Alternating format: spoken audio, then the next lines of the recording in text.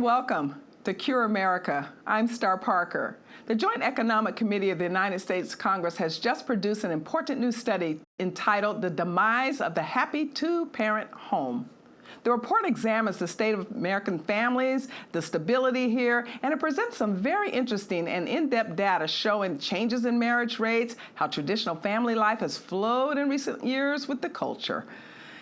It notes that researchers have well established that children raised by married parents do better on a wide array of outcomes. They have stronger relationships with their parents, particularly with their fathers. That children are also much less likely to experience physical and emotional and sexual abuse when they are raised by married parents, and that they have better health outcomes, they're less aggressive, and they're less likely to engage in delinquent behavior. They also have greater educational attainments, and they earn more money as adults. The report goes through a lot to tell us that children are far less likely to live in poverty when they're raised in homes where the dad is married to their mom. So why as a society are we trending away from conjugal marriage? And what should we be doing in public policy to address the concerns raised in this congressional report? Concerns that in 1962, 71% of women ages 15 to 44 were married, but by 2019, that was down to 42%. Concerns that in 1962, only 5% of women aged 30 to 34 had never been married, but by 2019, some 35% of women in this age category had never married. The report cites the declining marriage rates, however, have not led to corresponding declines in childbirths. Instead, the percentage of births to unmarried women has increased dramatically, rising from 5% in the 60s to 40% today.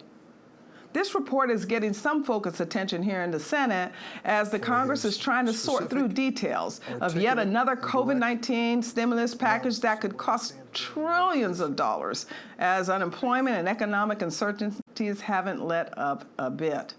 So I want to talk with you about this on Cure America because some of the very loud voices are dismissive of this report, and they're arguing that family structure and marriage choices are not anyone's business except the adults making the choices.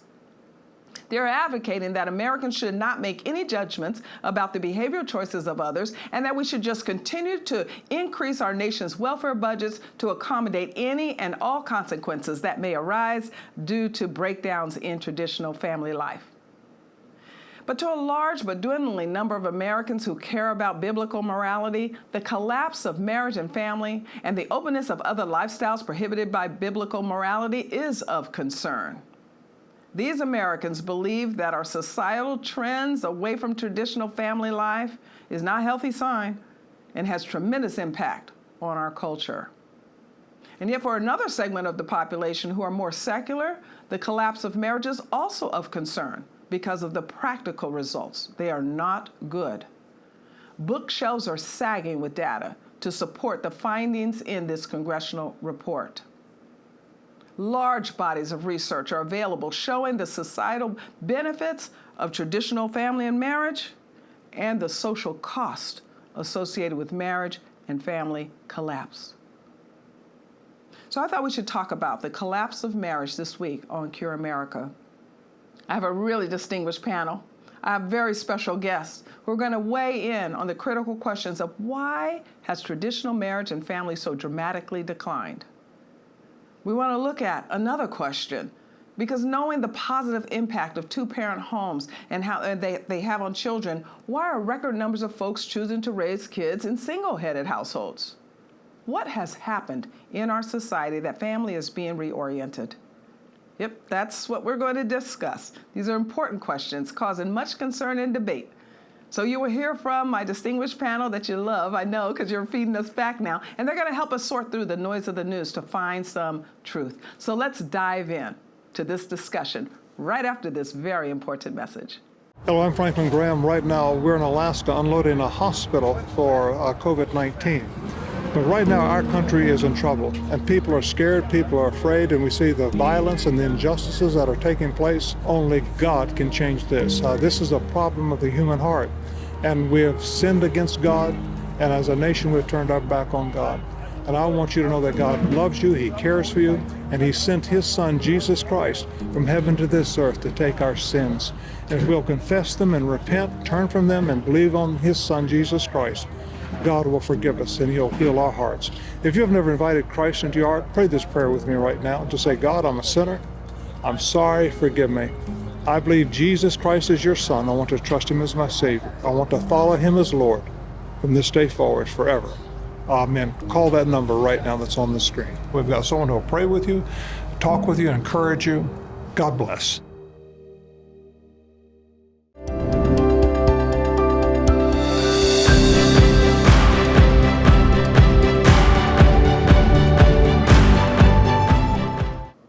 Welcome back. I'm very excited to introduce you to a really good friend of mine. In fact, I've known Tim Gaiglin for quite some time.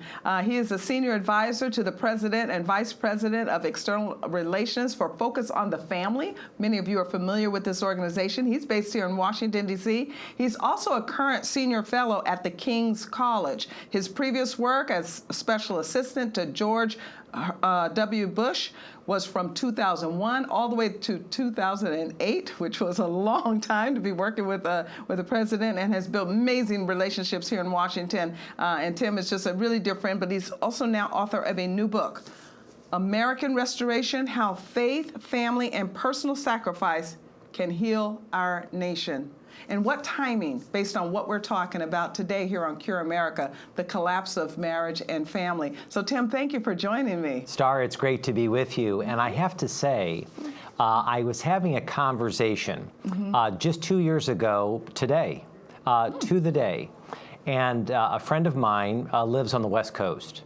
And we had been approached by a person who wanted us to write a book. Okay. And I said, you know, given where we're going in the country, I really think we ought to think about the narrative of restoration, renewal, and regeneration. Wow. Star, who could have thought in his or her wildest imaginations that we would have lived through anything like the last 5 months, especially for marriage, family, parenting, life, culture. I mean, what a dramatic time. You know, that's really interesting because you're right, restoration is one component that is getting lost in some of the discussion as we focus in the news on the high suicide rates, the high depression rates. And when you think about family and marriage, some would say, oh, I bet you there's going to be a lot more arguments and divorce, but others are saying, and we're going to have a baby boom because people do restore. So I want to know a little bit about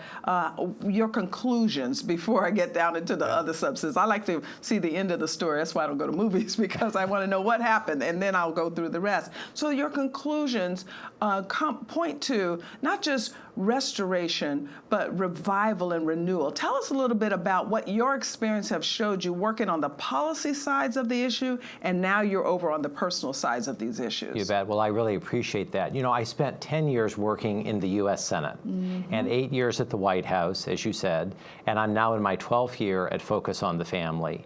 And there has been, across all of that time, through over 30 years in the public square, this overriding question, which is bigger than politics, and it's central, isn't it? This question is, are we going to ever restore and redeem the United States of America? Right. If we are to have restoration, what will it look like?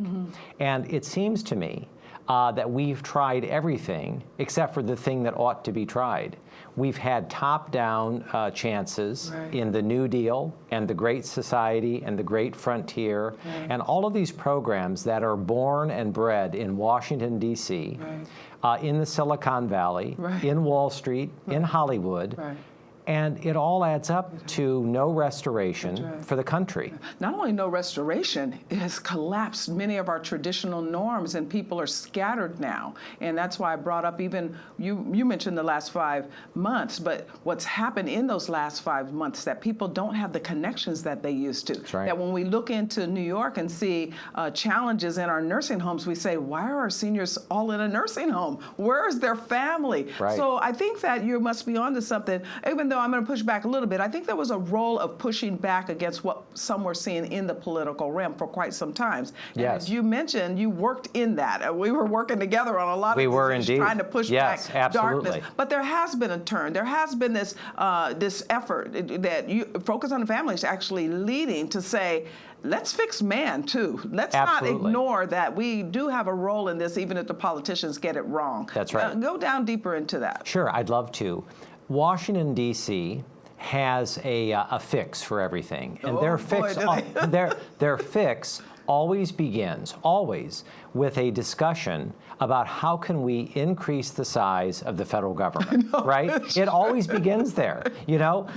And the fact of the matter, and the narrative of our book, American Restoration, and the thing, Star, that I know that you are so passionate about, right, is that all of the ideas, the seedlings of restoration, they are rooted in our local communities, right? You want to tell me that you want to restore America, then restore the family, restore marriage, restore parenting, restore the power and the strength of the church. And especially on the church, because when you think about most of the charity work for those that have brokenness in their lives, the outreach are from the people that are healthy that then volunteer through their churches to some of our organizations. You've got incredible folks that have worked with you on this, or at least have endorsed it, from Ben Shapiro to Jim Daly, who's now the president of Focus on the Family, Ed Meese, who's a very dear friend of ours, Eric Metaxas, he's also a friend, because these are voices that you normally think are in the political world.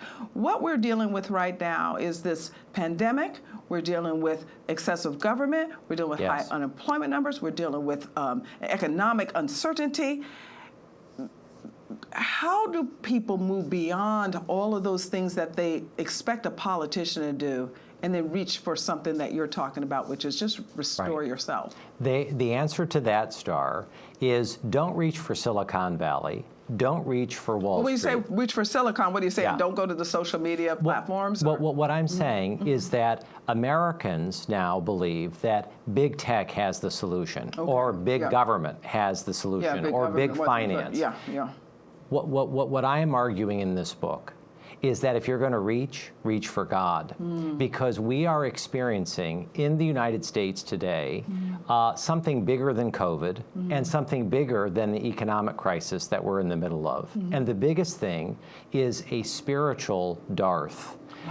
You know, that is, in my view, the most important matter that we are facing today. It is, and I think that we can do something about it. Get them go to church on Sunday morning and pick up this book. Thank you for joining me, Tim. Thank you, Star. I'll be right back. Hello, I'm Mike Lindell, inventor of MyPillow. Thanks to your support, you've helped make MyPillow become one of the fastest growing companies in America. Over the last 12 years, you've helped MyPillow create thousands of jobs right here in the USA. When I got MyPillow, I'm asleep almost immediately. I stay asleep at night and I wake up more well-rested in the morning. That's why I invented MyPillow. My patented fill adjusts to your exact individual needs and helps keep your neck supported and aligned. I'm interrupting this commercial right now to give you deep discounts, not just on my pillows, but also my mattress topper, sheets, and so much more.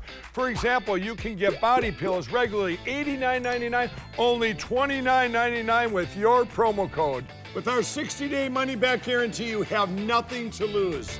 Sleep well, America! For the best night's sleep in the whole wide world, visit mypillow.com.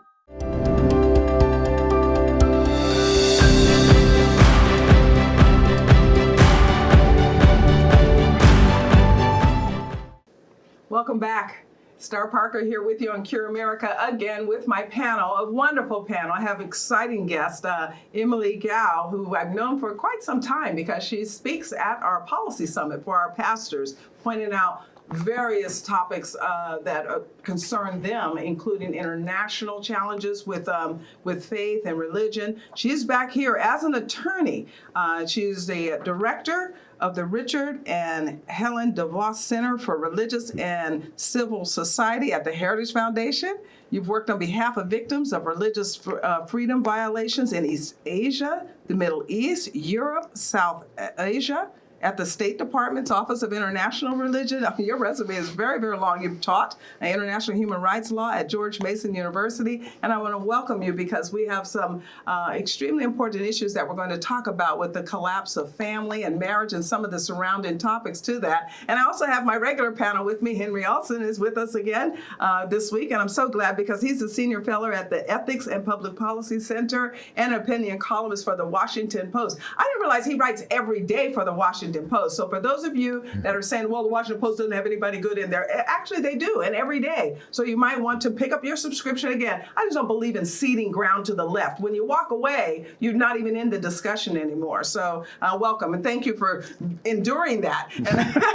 And especially some of the arrows that you get for still enduring that with the Washington Post. And then, of course, I have my rebel, Dr. William Allen. Dr. Allen is a dear friend. He's been on Cure's board, Urban Cure's board, and now he is the Chief Operating Officer for Urban Cure. So thank you for being here with us. And an expert in a variety of areas. So I think that the discussion should be really lively because we're in trouble.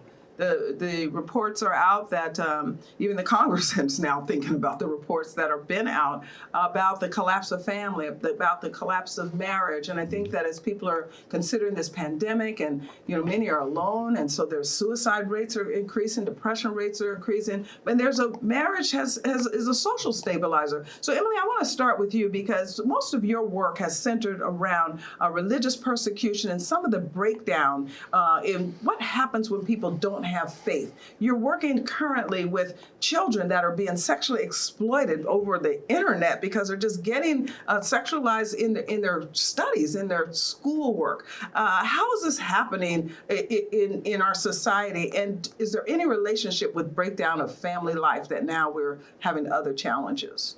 Well, thank you very much for having me on, Star. Yes, these issues are definitely related. I think most people still know that the best environment for a child is to be raised by their mother and their father. And unfortunately, we see a lot of messages coming from government, coming from society, and sometimes in education itself that teach children that mothers and fathers are not important, that marriage is not important. And we even have schools teaching children about sexual experiences at a very young age and encouraging them to become sexual at a very young age. And all of that, unfortunately, makes it more difficult for them to have committed relationships when they get older. And so that kind of sexualization of children at a young age, it really impairs their ability to form marriages and to form the kinds of families that most people still want. Yeah, I think that most people do still want family. I was on an active college circuit for quite some time, and the freshmen still just wanted to find somebody that would love them and that they could bear children by. But there are various messages out there, Dr. Allen, not just what we're doing to the kids in the classrooms, but we saw a lot of laws changing in the 70s to where we had a feminist movement and we started competing with male presence in the workspace. I think that they're all interrelated. Can you kind of unravel some of what has been going on that we're seeing such devastating rates of collapse in family and traditional marriage? The thing that I like to draw attention to is that it is not simply what's happening to poor people. And when we look at the report from the Joint Economic Committee, which is giving all the statistics on the breakdown and breakup of the family, it ends up putting a focus on poverty. Right. But we realize we've lived for 70 years, for 2 generations now, through breaking up of the family, penetrating, running through the whole society. Right. And you have to understand that when you have no emulation, you can't make very great demands on the poor. So in a certain sense, it's much more important to talk about instability in the family of the well-to-do than in the families of the poor. Because that's where emulation is formed. It is people who are steady in the community, who are respectable and whom others look up to, who allow those who are just coming into their own to discover what they can be.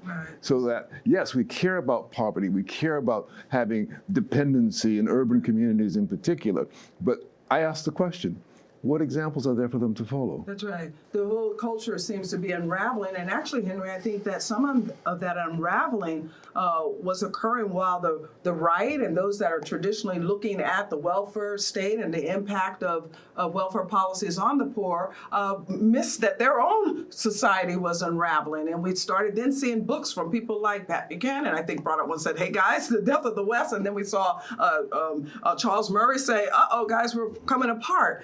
Speak into this. Has the culture, have we missed something here, that this is not just about poor people on welfare, but that some of our traditional norms have broken down over the last 30, 50 years? Yeah, it's been a regular movement away from the sort of traditional life with respect to family and gender roles and sexual behavior that was common in the first half of the century. It's been going on for most of the last 60 years, and whether the right is in power or not, it hasn't really stopped the trajectory of it. Yes. You know, the biggest thing that's happened with respect to unmarried childbearing is it has moved from being a fringe problem of the poor into being a mainstream behavior of people, just about everybody who does not have two parents with a college degree. And that's what Brad Wilcox at the University of Virginia has shown.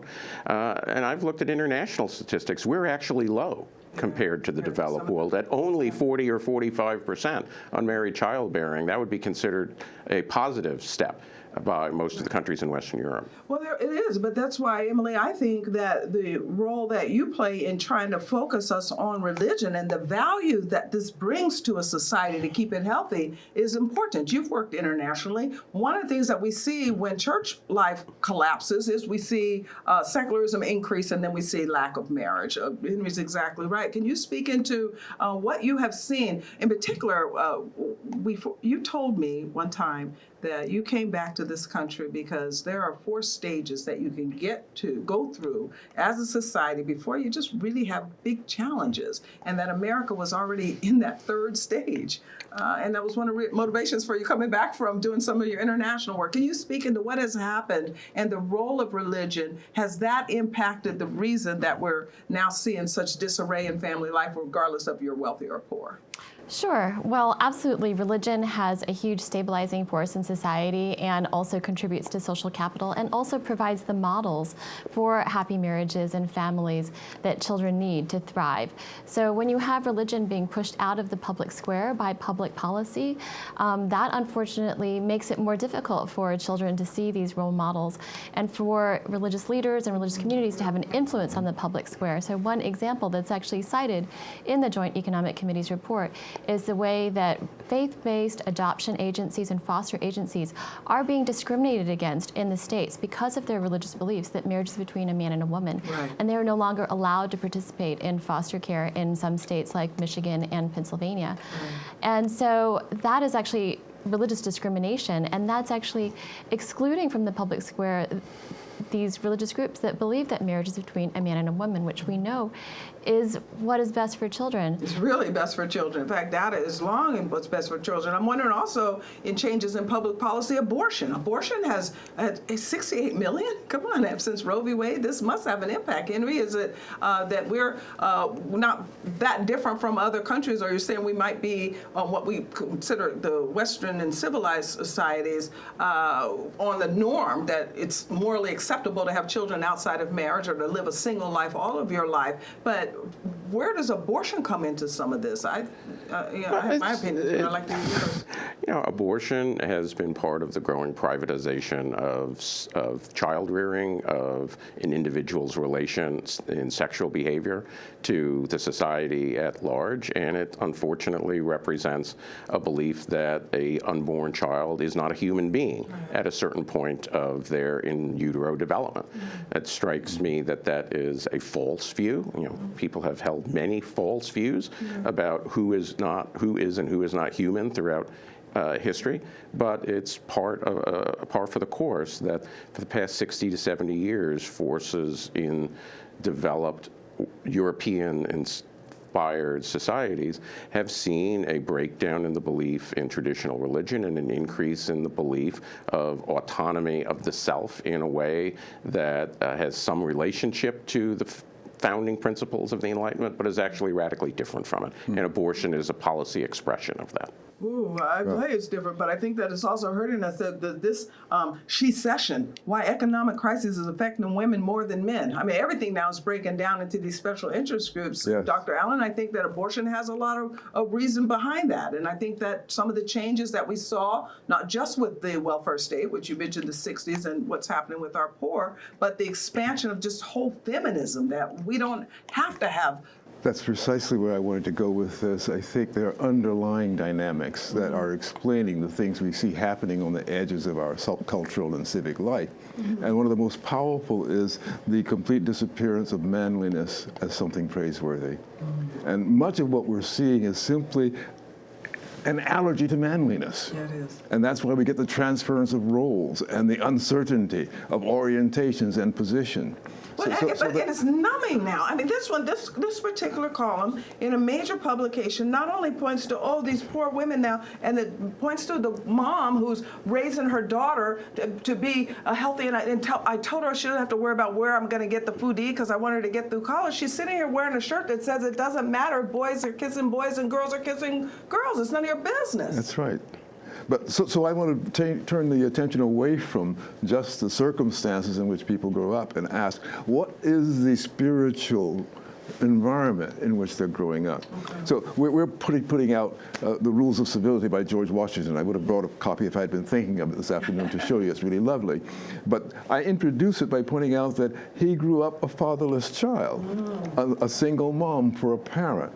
But there were differing ideas that were present and that could develop in the rest of the culture. And in his own immediate experience. Okay. So when you are surrounded by the kind of spiritual influences that completely destroy self-respect or any sense of stability, you shouldn't be surprised when things become fragmented. Well, they are That's what's going to happen. Well, and I think that is what's happening, and I think that that's where we are as a society, and it's impacting us economically too, Henry, because they go on and telling us her story about how now she's this in-home caretaker, but her job is changing because she was a nanny and the family moved because New York was not a place to live anymore, I suppose, so the work moved away, and so she's got challenges, but they had to point out that poor her, because she has to buy her own pandemic equipment and all these other things. I just wonder why the question wasn't asked at any point, where is her husband or the father of this daughter that she's trying to do this alone? Why are we so silent now about the role of men, as Dr. Allen has pointed out? I wish I knew why we were silent about the role of men, but increasingly I think an unfortunate byproduct of empowering women has been disempowering men in relation to their responsibilities. And I think that if you go back to the 1940s or 1950s, you wouldn't be employed doing what you're doing because there was a lot of belief that you shouldn't be because of your gender. Well, now if I had a husband that was doing it instead, I don't know that would have been such a bad idea. One of the things that I've always had a problem with the feminist movement is they were moving before black women had a chance to even go at home to know, do we like it or not? we never got the chance to be stay-at-home moms. Well, that's something I've pointed out to people over all the years, that black women have been wage earners and needing to be in the world for a long time, but we're married, and that's something that we have to talk about, is the collapse of marriage and family. We'll return to this topic right after this important message. It's time for a cure. CURE is a coalition of new voices with new ideas that will become new policies. We are the CURE, the Center for Urban Renewal and Education. Headquartered in Washington, D.C., CURE works with churches, political, and business leaders on behalf of urban communities. CURE's mission is to address issues of culture, race, and poverty from a Judeo-Christian perspective. CURE. Join with us. Under the new administration, there has never been a better time to help Black communities.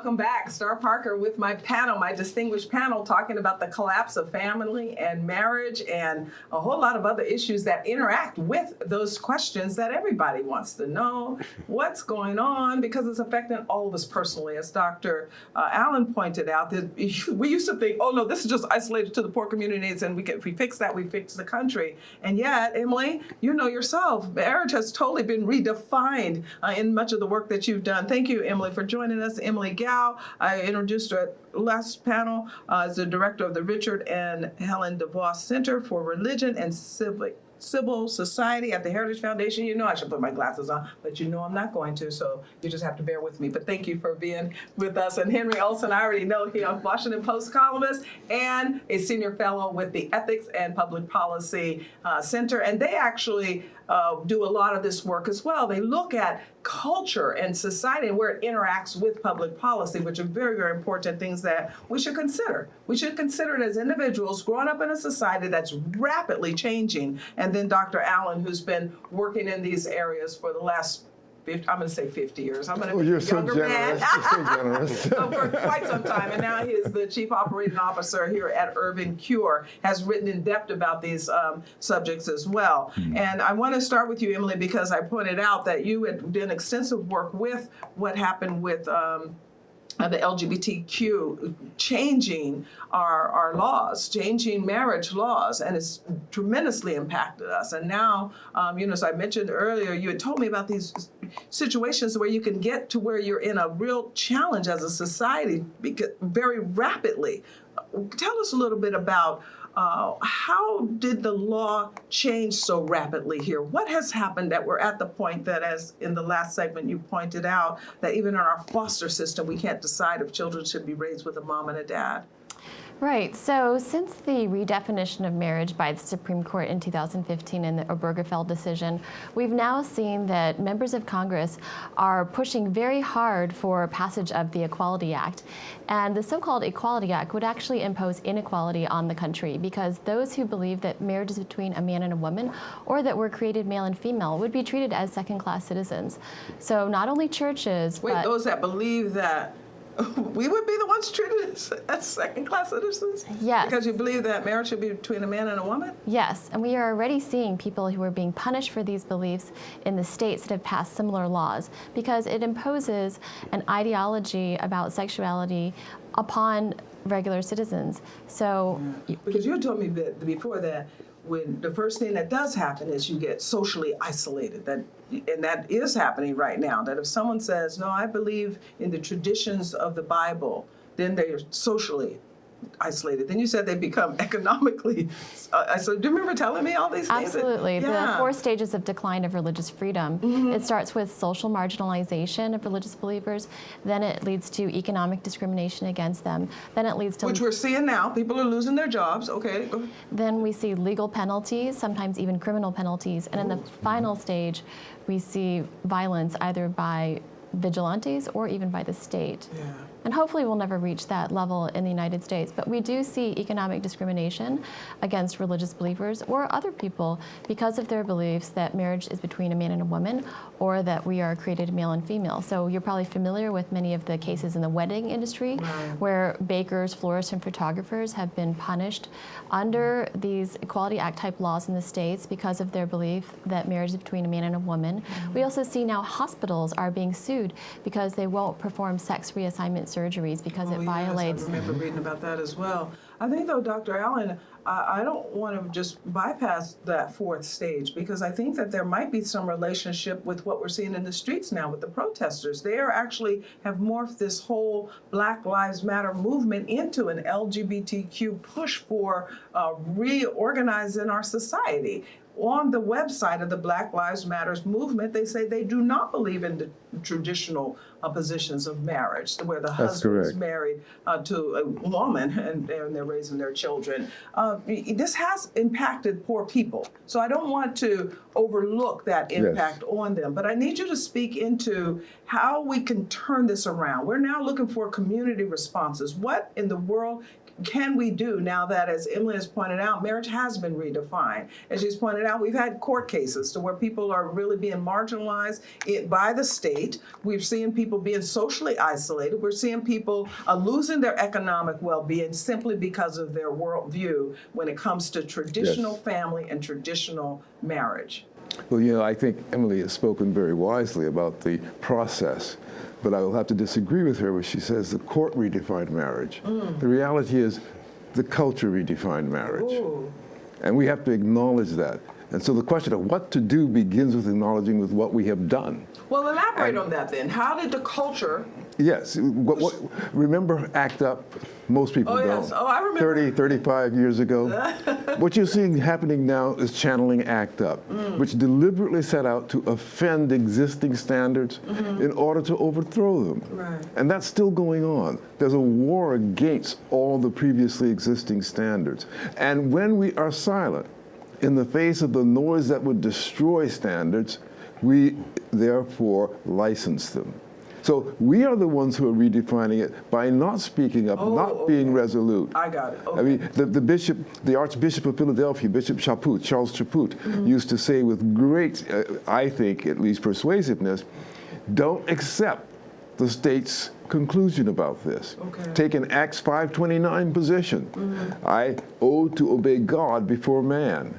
But people are trying to do that, and Emily pointed out one of the cases that's up in Michigan right now, to where I think the Catholic Church is the only one still standing, because Bethany said we have to bail. If we're going to now, based on the state's requirements, adopt into homes that our Bible says should not be recognized as homes, the state is now not going to place these children with us. They're fighting for their lives to be able to stay in the adoption service businesses. So even when we have activism, in fact, Henry, you mentioned activism before one of our previous shows, that we can respond as a people, but not without great cost. But great change always comes at great cost. That's not anything new. It's not something that the left was ignorant of when it started 50, 60 years ago to do this. It's not like the people who were the pioneers in liberation theology or the pioneers in feminism didn't experience great pushback. So don't worry about great costs. Just get on with the job. But now we're talking about the few and the faithful getting on with the job. Dr. Allen, you mentioned culture. I'm just not sure. When you say culture, it seems like it should be a collective culture. Are you saying we're not anymore, that this is the larger pot, and then they have these few activists who are going to try to change this? Yes, we have been separated from one another in the most dramatic fashion. We hardly know what we share in common anymore. I know, that is true. We've been driven apart with all these terms of difference and distinction, and those all make it more difficult to act collectively. Well, and it's factored us other places, because they want to blame everybody else for the dilemma that this woman is in, and then they say the many challenges that are facing women are the women of color, the challenge with children, they have low wages, all of these things that just different decisions may have allowed for different outcomes. And this is where I'm concerned about us not being able to find common ground, as you want to call it, in public policy, because policy has changed. And policy and the courts are changing things with, I suppose what you're saying is the majority culture. So Emily, in your work, are you seeing any movement to say, change it back? You know, are we still, there was a point that we had great debate about the role of welfare policy to dismantle family, the role of religion. There were even Phyllis Schlafly for years pointed out that we are going to run into a real challenge with this feminist movement. Abortion, what are we now, 40-something years? We still can't seem to get any traction on saying there must be something wrong with killing your offspring. Are you hopeful? Are we going to be able to get anywhere to get the culture fixed, even though it's just a little bitty people fighting? Well, one place I am very hopeful about is children, because I think all Americans want their children to grow up happy and healthy and have an opportunity to have a self-sufficient, prosperous lifestyle. And one of the areas where we're seeing Not this mom letting her girl wear that T-shirt, but go ahead. Well, one of the areas where we're seeing bipartisan support, people from all races, all kinds of backgrounds. Caring is they're caring about what their children are learning in school. They don't want their children to be exposed to this comprehensive sexuality education that sexualizes them at a young age, that teaches them that they should engage in all of these sexual experiences, and then contraception and abortion will solve the problem, that teaches young girls that they could be trapped in they could be trapped in the wrong body, that they're actually a boy on the inside. Oh, they're teaching this like aggressively now. Yes. One of the benefits of COVID is it's kind of slowed a lot of that education down now that kids are at home. So Henry, I'm wondering, this is an opportunity for us to keep it slowed, to really rethink public policy. You know, there's a little traction as they're talking this new stimulus to say maybe we shouldn't expand government in these other social areas, but it's just a little traction. Yeah, look, I think the biggest question that people have to ask themselves is whether or not they care about these things. It's one thing to say, well, I don't like sex education. It's another thing to actually get off your duff and do something about it. You know, none of these things are beyond popular control by people who are mobilized to work in public action. There's no reason why the Alabama state legislature couldn't say, we're not going to do this in this one of the most religious Baptist states in the country. If people push, though, because they're saying it. Okay. But that's the point, is that if people, self-government is in a collective sphere about how we choose to govern ourselves and how we choose to talk in the public square. And if we're not willing to make the effort in the public square, we shouldn't be surprised when we don't get what we want. So, the question about this is this what people really care about, or when push comes to shove, are even people who profess traditional values ultimately comfortable with the change? Well, those numbers are good and smaller of those that have what we used to call traditional family, husbands married to the mother of children. Divorce has impacted all of our families. Out of marriage births have impacted all the family. And then there's so much other information, like in the entertainment that goes on. Get away from this little article, but Teen Vogue did a column on youth that are not getting to sleep. Black women who can't sleep through the night because they're stressed out, and so they blame systemic racism. Thinking, could it be, to your questions, that they're being overwhelmed with the sexual material, and now they're just not able to find somebody that they can work that stress out with? I'm just wondering if we're recoverable. Dr. Allen, you have to ask you have yourself, a pastor hat, too. You have to ask yourself, just for a moment, do a thought experiment. Take away systemic racism and then paint the picture that these people would be living. Are you saying they'd all then be rich and happy? But we all know that that's not the way the world works. Right. And so we shouldn't be blinded by these wild charges people make. We just say no to them. Yeah, but these and go on with life. But how do you say no to the whole society? These are magazines. One by one. One by one. Head, yes. Yes. Look, we aren't required to self-govern. You are right about that. That's right. Look, what the founders had in mind. You have to do is live your life and not be shy about it. And there are plenty of times where I think almost everybody has had consequences that one didn't want because you had to follow your own personal beliefs. But if you're willing to sacrifice that because somebody else holds a carrot or a stick in front of you, that says something about you as a human being, ultimately, and it's not something that people with self-respect or the high form of self-respect really want to have to look at themselves in the mirror throughout the rest of their life, knowing that they capitulated on something that really mattered because they were afraid of something. Or they're just drugged out and everybody's just kind of stressed out, and we find other materialism to kind of cover up all of those things, and then we just get old and hope that we forget it all, I suppose. But Emily, you mentioned the children and that's where your hope lies, but also I think that your work that you did in those communist countries, and you saw something there, and you're pointing to, we better be aware, we better watch out, because it could happen here too. So I just really appreciate you joining us today on Cure America, and my other panel as well. And I'll be right back with a wrap-up. Hello, I'm Mike Lindell, inventor of MyPillow. Thanks to your support, you've helped make MyPillow become one of the fastest growing companies in America. Over the last 12 years, you've helped MyPillow create thousands of jobs right here in the USA. When I got MyPillow, I'm asleep almost immediately. I stay asleep at night, and I wake up more well-rested in the morning. That's why I invented MyPillow. My patented fill adjusts to your exact individual needs and helps keep your neck supported and aligned. I'm interrupting this commercial right now to give you deep discounts, not just on my pillows, but also my mattress toppers, sheets, and so much more. For example, you can get body pillows regularly $89.99, only $29.99 with your promo code. With our 60-day money-back guarantee, you have nothing to lose. Sleep well, America! For the best night's sleep in the whole wide world, visit mypillow.com.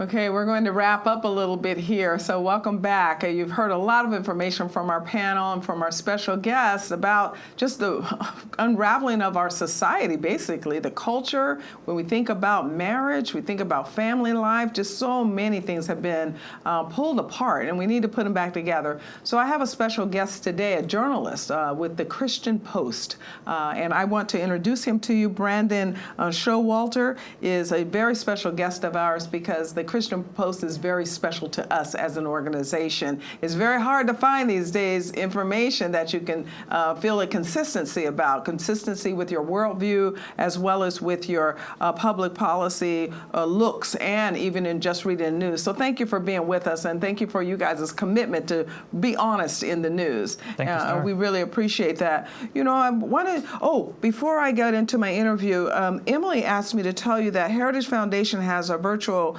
summit, Protecting Children in Education. In case you're interested in some of the things that she was talking about, on Wednesday, August the, this coming, looks like the 15th, August the 12th, they're going to have a summit online at heritage.org. So if you are interested in finding out more about what Emily was addressing, which was really deep information, I really want you to participate in that summit. I didn't want to miss this opportunity to let you know that Heritage has a virtual summit, Protecting Children in Education, this coming Wednesday, August the 12th. Thank you for letting me do that, Brandon, because I want to, we take very seriously the issues that we're addressing here on Cure America, because we want to cure America.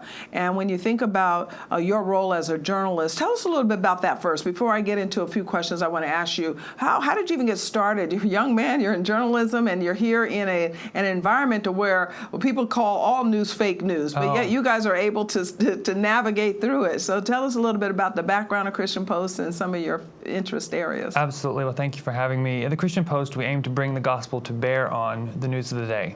So we do have a lens. It's open.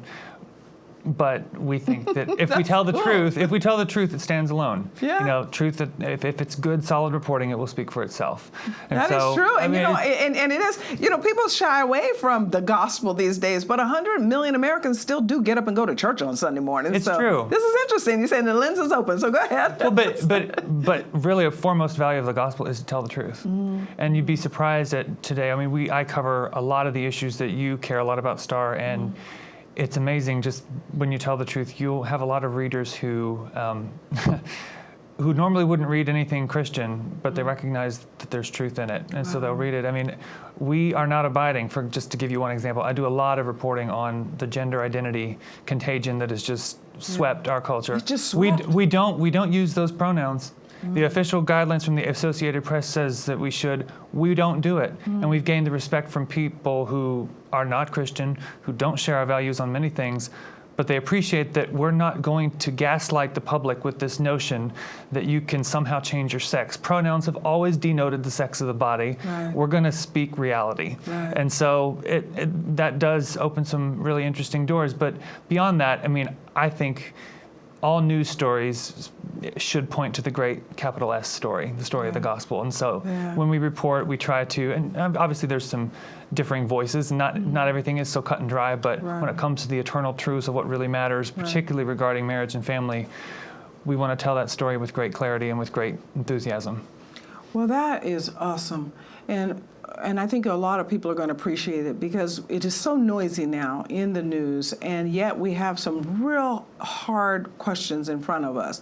In particular, when you're looking at a study out of the Congress that says marriage and family is unraveling, and we're trying to figure out how to put together an economy and put together a government for all of the people, but yet there are decisions that are being made in the privacy of your home and in the privacy of your personal space that are not consistent with us being able to limit the size of government. So I appreciate that that you are telling the truth. Now, you know the Brookings Institution scholar Ron Haskins, most of us here in Washington know, he's been quoted oftentimes that American adults who follow 3 rules, finish high school, get a full-time job, wait until you're 21 to get married and have children, that you have a 2% chance of being poor. 2% chance of being poor if you only do these 3 things, and a 75% chance of being a middle-class wage earner. Why is it that we have so many politicians here in Washington that just don't do what you're doing at your paper? Stick to the gospel, stick to the truth. Just do what you know needs to be done regardless of what culture is pushing you to say or to do otherwise. I think we underestimate sometimes just the amount of pressure from popular culture to, I mean, the propaganda stream from many forms of media and entertainment are adamantly opposed to what God has said. We can't, now we're not victims, but we've got to become better storytellers, and we've got to be able to make, you know, the gospel, the great story, like I was just saying, more compelling, because the messages that are being sent do create a lot of that noise. And so these things that should seem obvious aren't so obvious anymore to many people who are just caught up in all of these stories. You know, I was actually just down in Louisiana for a conference and ended up speaking. One of the speakers was, I forget her name, I think Sue Ellen. She used to work for Cosmo magazine. Okay. They used to make up stories about what life was really like, and so they were totally false. They were totally contrived. In Teen Vogue now they're making them up. They of course. Oh no, it's systemic racism keeping you up all night. Well, no, maybe it's because you're just alone. It's possible, but we can't she underestimate. admitted to you that? Oh, but she wrote a book. She wrote a book. No. She's got. I made think it up. the title is escaping me at the moment. But she basically said that there is such a concerted effort. It seems like it's a conspiracy theory, but it's not. To tell false stories, and so people get swept up into these things. Why don't people stick to the gospel basis for the family and whatnot? Because they're being drowned out. A lot of people are just it's so noisy in culture. We can't forget that. Excuses too, because I think that we have a responsibility to live right, regardless of what others around you are doing. But what I don't want to do is excuse the politicians who know the right thing to do. Oh yes, they should be doing it. Thank you, Brandon. Absolutely. Thank you for helping us clarify some of this stuff, and I'll be right back with some closing thoughts. Today, a student in public school will pray or lead a Bible study. Today, a pastor will preach boldly the truth of the Scriptures without fear of the IRS. Today, the life of an innocent child will be saved, and a mother will experience the joy of a newborn baby. A distraught woman will find hope and choose life rather than death. Today, there is a strong voice defending God's created natural order of marriage and family. There is a defender of freedom in the courtroom and in the halls of Congress and in legislative bodies across the land. Today, all of this is possible because of the ministry of Liberty Counsel. People from all over America will find help and hope because of Liberty Counsel. The adversity they face will be turned into victory, case by case, law by law, person by person. Liberty Counsel is advancing religious freedom, the sanctity of human life, and the family through litigation, education, and public policy. And that is the mission of Liberty Counsel, to restore the culture by advancing life, liberty, and family.